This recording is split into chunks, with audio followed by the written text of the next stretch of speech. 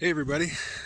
So I did a video last week about why men think about the Roman Empire, and the YouTube algorithm liked that one. It reached, I won't say far and wide, I mean for many channels it would be absolutely nothing, but it was over 1,000 views so far.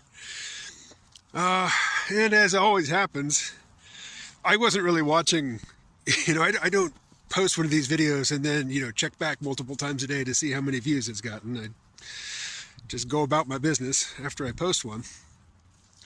But I started getting notifications of comments, and I didn't recognize the names of the people commenting, and the comments were of lower quality, we'll say, than I often get on my videos. And, that happens when a video breaks out and people who don't know me and don't really have any notion of the continuity in this channel start commenting. And their comments, they are of very low quality in terms of making an intelligible point, but they're super crystal clear in their hostility. Anyway, I have zero interest in engaging with those comments in a video. I'm going to talk about the Super Bowl. I grew up in Kansas City, Missouri. So my team's the Chiefs.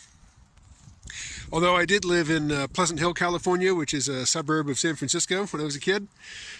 Not for nearly as long as I lived in Kansas City, but I still have a smidgen of an attachment to San Francisco. Either way I would have been okay, but I was certainly rooting for the Chiefs. And I'm not going to comment on the game itself because I don't know a lot about football. I mean, if my brother is at my mom's house watching football, I might hang out for a little bit and watch. But like when the sportscaster guys are talking in depth about plays and whatnot, I can't follow what they're saying. They're talking a different language. I used to tune in, even it seems like the Chiefs are always in the Super Bowl now, but in years when they weren't, and I had absolutely no interest whatsoever in who wins or loses, I would still sometimes watch for the commercials. And I have to say, other than movie trailers, commercials sucked. The commercials were... None of them were all that provocative. None of them were all that imaginative. I was very disappointed. If I hadn't been interested in the game, after the first 2 or 3 commercial breaks, I probably would have said, skip it. I'll take in a YouTube compilation of them in the morning. But I did stay, and I, watched the whole game, all 5 quarters. It was very exciting. But the commercials that I liked were the movie trailers. So just, in no particular order, Deadpool and Wolverine. Both Jeremy Jahns and Chris Stuckman have talked about the trailer, the Super Bowl trailer for Wolverine, or, Deadpool and Wolverine. I don't have much more to add, to what they said, other than I kind of think that the Deadpool 3 or Deadpool and Wolverine is going to be a lot like the Tom Holland Spider-Man films in that, it references the Marvel Universe. There's characters from the MCU that are going to pop up, but it's, Spider-Man is owned, the film rights to Spider-Man are owned by Sony. And they enter into, these limited agreements with Disney to let Spider-Man play in the MCU. Until just recently, the X-Men was, the film rights to the X-Men were owned by 20th Century Fox, and then Disney acquired the Fox Film Archive and all the, the intellectual property, all the franchises that Fox owned are now owned by Disney. Which means that the MCU can now include the X-Men and the Fantastic Four, which, 10 years ago, 5 years ago, I would have been pretty thrilled at that prospect. Now I, kind of cringe at it. I seriously hope they do nothing with either property, which is, is not a possibility. Of course, if they own the rights to those, those characters and those supergroups, they're going to use them. And the MCU, they seem utterly incapable of doing anything of quality these days. So my hope is that, this is the remnant of the 20th century production, 20th Century Fox production organization handling this film. And that it's not the usual suspects at Disney, under Kevin Feige, doing what they do. So we'll see. Chris Stuckman mentioned this, and I absolutely agree that the film that I was most excited to see And I'll mention that there was no commercial, no trailer for Dune Part 2 in the Super Bowl. Doesn't need it. Doesn't need it. If you didn't see the first one, you're not going to see the second one. If you saw the first one, in all likelihood, you're going to see the second one. They don't really need to create a whole lot of buzz. The only buzz they need to create is to say, hey, remember that film from, what was it, 2018, 2019 that you like so much? COVID, writer's strike, all the things that got in the way of getting, the next one into production right away. We got it beat. Here it is. A Silent Place, day one. It's not from the same creative team as the first two, so could be good. Could be a soulless cash grab. We'll see. All right, a little bit of editing here because I finished filming and then I remembered I never got back to talking about Kingdom of the Planet of the Apes. It just looks great. Not directed by Matt Reeves, who did the second and third ones, and who also directed the Batman. But production design is the same. The technology, the filmmaking, performance capture technology has come a long way, and it looks great. And I'm a lifelong fan of Planet of the Apes.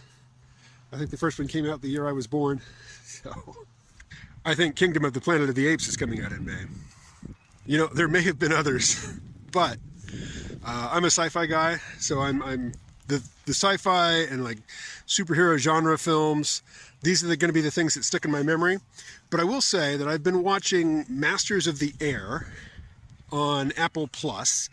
It is a World War II series starring Austin Butler, who's going to be Phaedra Harkonnen in the second Dune movie. He was Elvis in the Baz Luhrmann film.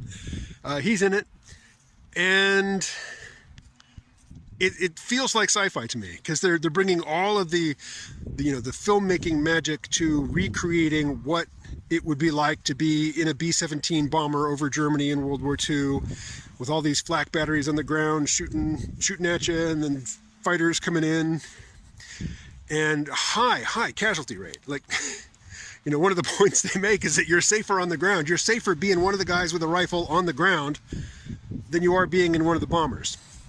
Although there's a really great scene where one of the characters is on furlough in London, and he's just a schlub. He's like a working dude. He wasn't a pilot before the war. He's very blue collar, very, not college educated, just sort of, a normal guy who drops bombs on people for a living at great personal risk.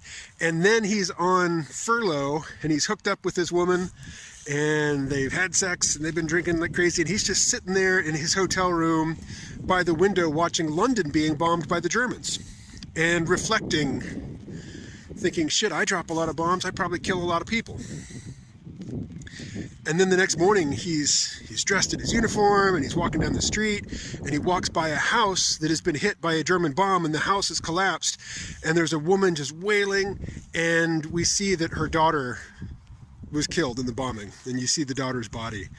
And there's no commentary. There's just a moment when this guy, who has been reflecting on his role, looks and sees that. And it was powerful. So I'm not a World War II fetishist. I'm not a military fetishist, although the book that I just wrote, the novel, features a lot of soldiers in it.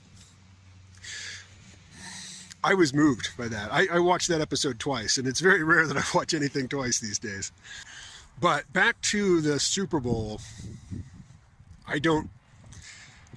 Did Taylor Swift sing Shake It Off? If so, that's the only Taylor Swift song I could name. I'm of that age. I stopped following new popular music a couple decades ago. Sometimes new music makes its way into my brain, but not through the regular channels. Certainly not through the channels that, teenage girls get their music from. So Taylor Swift is just a media personality to me. I have nothing against her. I want to stress that. I have nothing against Taylor Swift, but I don't have any attachment to her either. So it's just weird to see the camera, or the guy, the director in the booth who's switching, live switching the event, always cutting back to Taylor Swift and her entourage, and one of them doing these weird, like, people have called them devil signs or demon signs. I don't know what she was doing, but she was wearing an upside down cross as a pendant and just doing these weird signs with her hands when she's on camera. It was slightly off-putting. The best Super Bowl ad, and I'm not an RFK guy, was for the RFK campaign. I loved the retro vibe. I loved how vacuous it was.